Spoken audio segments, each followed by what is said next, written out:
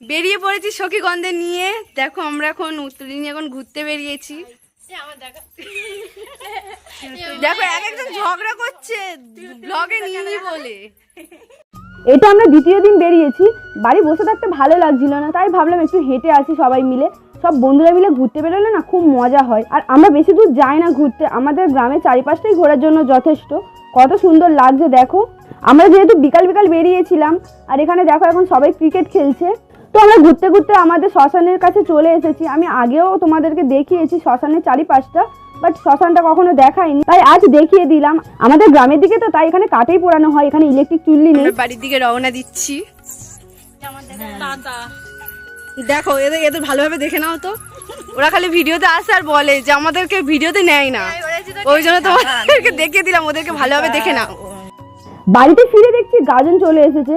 তোমাদেরকে আগের ভিডিওতে বলেছিলাম একটা জিনিস দেখাবো, গাজনের কথাই বলেছিলাম তোমাদেরকে।